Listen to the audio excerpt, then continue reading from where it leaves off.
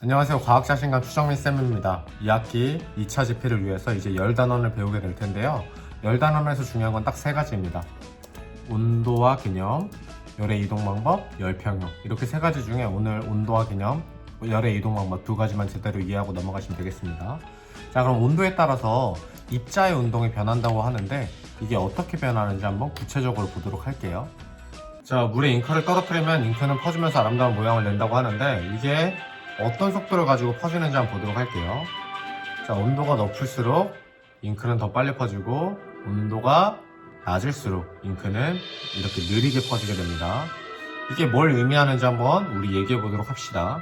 물 속에는 당연히 입자들이 있죠. 물에 있는 입자들, 원소, 분자들 다 있는데, 자, 입자들이 뜨거운 물에서는 어떻게 움직이는지, 차가운 물에서는 어떻게 움직이는지 한번 생각해 봐요. 자, 뜨거운 물에서는 입자들이 활발하게 움직이니까 잉크가 빨리 퍼지는 거예요. 자, 찬물에서는 그 반대겠죠. 입자들이 느리게 움직이니까 온도가 낮게 되고 잉크도 느리게 퍼지는 거죠. 자, 이때 물체를 구성하는 입자의 활발한 정도를 온도라고 합니다. 자, 여러분들이 아는 온도는 딱 그거죠. 따뜻하고 차가운 거. 이렇게만 얘기하면 좀 애매한 게, 여러분들은 왼손을 얼음물에 넣고 오른손을 뜨거운 물에 넣어봐. 그러면 둘 다 이렇게 한참 두면 손의 온도가 서로 달라질 거 아니야? 자, 그리고 도중에 미지근한 물, 두 손을 동시에 미지근한 물에 넣어봐요. 그러면 차가운 데 있던 애는 되게 뜨겁게 느낄 거야, 그죠? 뜨거운 데 있는 애는 되게 차갑게 느낄 거야. 이게 되게 상대적으로 애매한 거라고. 그래서 온도를 딱 수치화 시켜서 숫자로 정한 게 온도예요. 차갑고 뜨거운 정도를 수치로 나타낸 것. 그리고 그걸 좀 더 자세하게 보면 물체를 구성하는 입자들이 얼마나 활발하게 움직이느냐, 이거에 따라서 온도를 정할 수 있다는 거죠.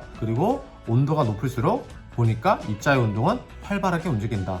온도가 낮을수록 입자의 운동은 둔하게 천천히 움직인다. 이게 핵심입니다. 자, 그러면 이것들에 대해서 살펴보기 전에 쌤이 예시 하나만 들게요. 쌤이 만년필을 쓰거든요. 만년필 여기 있는데, 자, 이렇게 만년필을 쓰는데 이게 평소에 금방 굳어서 안 나와버려. 그러면 이거 안 나오는 걸 내가 나오게 하려면 어떻게 하는 게 좋을까요?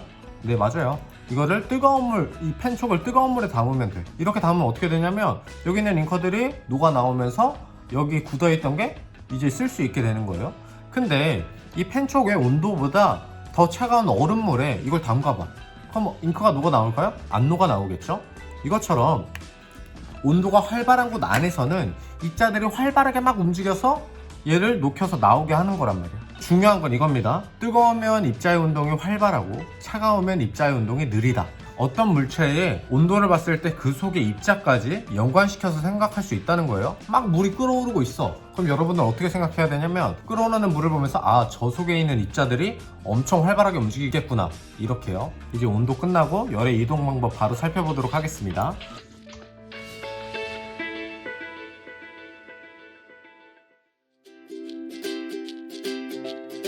모닥불 위에 물이 든 냄비를 올리면 따뜻한 물은 위로 올라가고 찬물은 아래로 내려오며 냄비 속 물이 골고루 데워지는데요. 이처럼 열을 받은 액체나 기체 상태의 입자가 직접 이동하면서 열이 이동하는 방법을 대류라고 해요. 이때 긴 쇠국자로 냄비 속 물을 뒤적이고 있으면 잠시 후 쇠국자의 손잡이 부분까지 뜨거워짐을 느낄 수 있는데요. 이처럼 고체에서 물체를 구성하는 입자의 운동이 이웃한 입자에 차례로 전달되어 열이 이동하는 방법을 전도라고 해요. 또한 모닥불의 열은 직접 이동하기도 해요. 바로 모닥불 가까이 앉아 있을 때 모닥불의 열이 직접 전달되어 따뜻함을 느끼는 것인데요. 이처럼 열이 물질의 도움 없이 직접 전달되는 방식을 복사라고 해요. 열은 대류, 전도, 복사의 방법으로 이동하며 열은 온도가 높은 곳에서 낮은 곳으로 이동해요. 자, 먼저 도입 영상 봤으니까 바로 시작할게요. 자, 고체에서 물체를 구성하는 입자들, 이웃한 입자에 차례차례로 열이 전달되는 것, 이걸 전도라고 합니다. 접촉하고 있어야 된다. 입자들이 서로 접촉하고 있어야 된다. 이게 뭘 의미하냐면 고체라는 거예요. 자, 고체 안에선 입자들이 이렇게 서로 접촉할 정도로 밀집하게 있어. 액체에서는 좀 더 떨어져 있겠죠. 기체에서는 엄청 떨어져 있고, 고체, 액체, 기체 모두 입자들은 항상 움직이고 있어. 이게 핵심이에요. 자, 이랬을 때 우선 열의 기본 이동 원리를 압시다. 자, 열은 항상 고온에서 저온으로 이동한다. 너무 어렵게 생각할 거 없어요. 빛이 있는 곳에서 빛이 없는 곳으로 이동하는 것처럼 열도 열이 있는 곳에서 열이 없는 곳으로 이동하는 거야. 자, 이건 얘는 딱 차가운 철봉만 생각하면 돼. 여러분들이 겨울철에 차가운 철봉을 만진다 생각해봐요. 그럼 어떻게 되겠어? 손이 엄청 시리겠지. 이게 왜 시린 거야? 이걸 생각해 봤을 때 그럼 철봉의 아이스 에너지가 내 손에 들어오는 거예요, 이런 애들이 있는데 이거 말이 안 되지. 자, 철봉의 아이스 에너지는 이미 없었어. 열이 거의 없는 상태야. 엄청 추운 겨울이니까. 그렇기 때문에 여러분들 손에 있는 열 에너지가 철봉으로 들어가면서 열을 뺏기기 때문에 손이 시린 거예요. 자, 이건 열의 이동 방법을 헷갈리는 대표적인 오개념이야. 차가운 게 나에게 온다. 이건 말이 안 되고 항상 열은 고온에서 저온으로 이동한다. 이게 핵심입니다. 열의 이동 방법엔 크게 세 가지 있어요. 방금 봤지만 우선 전도. 자, 전도 방금 얘기했던 거랑 똑같아. 자, 내 손에 있는 아이스 에너지가 아니고 내 손에 있는 열 에너지가 그 철봉으로부터 전해지는 것처럼 서로 접촉했을 때, 아니면 같은 물체 안에 있는 같은 물체, 고체의 물체 안에 있는 입자들이 열을 전달할 때 이걸 전도라고 하는 거예요. 자, 이거의 대표적인 예는 우리나라의 자랑이죠. 온돌, 보일러. 자, 이거.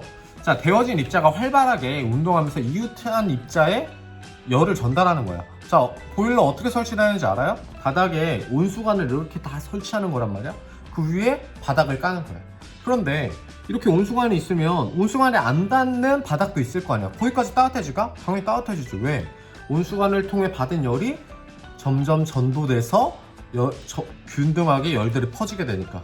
이게 보일러의 원리예요. 자, 이게 전도라고 하고, 전도의 키포인트는 뭐냐면 고체 내부에서 일어나고 그리고 입자들이 서로 접촉해 있어야 된다. 이게 전도의 키포인트입니다.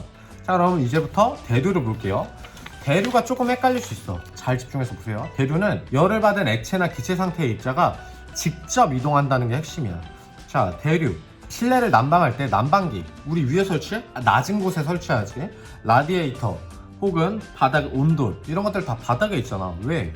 효율적으로 이용하기 위해선 열이 데워지고 그 따뜻한 공기가 위쪽으로 가기 때문이야. 자, 그러면 에어컨은 어디다 설치해? 위에 설치하지. 에어컨 왜 위에 설치해요? 에어컨에서 나온 차가운 공기가 바닥 쪽으로 내려오게 하기 위해서. 그래서 에어컨은 위에, 난방기는 아래 설치하는 거예요. 자, 이랬을 때 대류, 이 그림을 한번 볼게요. 자, 따뜻한 공기는 위로 간다, 차가운 공기는 아래로 간다. 이래서 대류 현상이 생긴다. 자, 이거는 그냥 여러분들이 이미지로 기억하면 좋을 것 같아요. 여러분 다 라면 끓여 먹어봤죠? 라면 끓여 먹을 때 어떻게 하세요? 저는 라면 끓여 먹을 때 물이 막 끓어오르면 후레이크랑 스프부터 넣어. 배운 사람이죠? 자, 막 끓어오를 때 후레이크랑 스프 넣으면 어떻게 돼? 후레이크 넣으면 막 후레이크들이 난리가 나. 가운데서 나와서 막 물 타고 막 이렇게 된단 말이야. 왜 이렇게 돼? 대류 현상 때문이죠. 가운데서 뜨거워진 게 바깥으로 가면서 이렇게 계속 순환하는 거. 이게 대류의 방향이야. 마찬가지로 우리가 뜨거운 공기가 있으면 어느 뜨거운 공기가 그냥 위로 올라가는 게 아니고 이렇게 퍼지면서 다시 차가워지잖아? 그럼 다시 내려오는 거야. 이게 반복되는 게 대류 현상이야. 기체 입자들을 타고 열이 이동하는 거예요. 그러면 SM 액체에서도 일어나요? 아까 라면 얘기했잖아. 가운데만 난 막 끓이고 있는데 그 뜨거운 곳이 이렇게 돌게 된단 말이야. 덜 뜨거운 곳으로 이렇게 돌게 되면서 대류 현상이 일어나는 것처럼 액체나 기체 입자를 타고 열이 이동한다. 그럼 대류라고 볼 수 있는 거예요. 자, 이거는 밀도 차이에 사실 일어나는 건데 이거는 나중에 자세히 배우게 될 거예요. 근데 간단히 얘기하자면, 자, 모닥불 위에 있는 공기들이 엄청 활발히 움직이겠죠. 왜? 뜨거워졌으니까. 입자들이 엄청 빠르게 움직이는 거야. 그럼 부피가 커지게 되지. 그럼 부피분의 질량인 밀도가 작아지게 될 거야. 밀도가 작아지면 밀도가 높은 곳보다 점점 위로 올라가게 될 거야. 그래서 뜨거운 공기는 위로 가고 차가운 공기는 아래로 가게 되는 거예요. 이건 나중에 다시 한번 배울게. 자, 그 다음 복사에 대해서 봅시다. 복사는 열이 물질의 도움 없이 이동하는 거야. 어떻게 물질의 도움 없이 이동해요? 이거는 그냥 자연현상에 있는 원리이기 때문에 한번 봅시다. 햇빛에 있는 태양열이 우주에는 아무것도 없잖아. 공기도 없고 뭐 기체, 액체 이런 거 유체가 아예 없단 말이야. 그런데 어떻게 열이 전달돼? 그냥 열 에너지 자체가 오는 거야. 열 에너지 자체가 지구로 오면, 도달하면 지구가 그 에너지를 가지고 이제 사는 거죠. 마찬가지로 우리 주변에도 복사는 물론 있어요. 우주에서만 있는 게 아니야. 근데 조금 헷갈리는 건 우리 주변에는 항상 대기가 있기 때문에 이게 대류가 아닌가? 이렇게 생각할 수 있어. 근데 실제로는 아니란 말이야. 자, 어떻게 아니냐면 우리 주변에 난로 앞, 온풍기 혹은 캠프파이어 같은 데 앞에 있으면 따뜻해. 되게 따뜻하잖아. 막 뜨거운 열이 이렇게 오잖아. 근데 대류 현상으로도 열이 올 수 있어. 그런데 여러분들 앞에 막 캠프파이어 지글지글 있는데 막 두꺼운 책 같은 걸로 다 막아봐. 그럼 그 에너지가 올까? 안 온단 말이야. 직선으로 열 에너지가 와야 되는데 그걸 막아버리면 따뜻하지 않아. 이것처럼 복사 에너지는 그 활발한 입자들이 직접 오는 게 아니고 활발한 입자에서 오는 열 에너지만 나에게 와서 날 따뜻하게 만드는 거야. 이게 복사입니다. 자, 그러면 이제 이걸 구분해 볼게요. 영상 한번 잘 보세요. 자, 구분해 보면 이런 식입니다. 자, 캠프파이어를 보면 방금 얘기했던 캠프파이어야. 캠프파이어 위에 냄비를 올려두고 요리를 한다고 쳐봐. 그랬을 때 불에 닿은 냄비 속 입자들이 서로 열을 전달해 냄비 전체가 뜨거워지겠지. 이건 뭐야? 전도겠죠.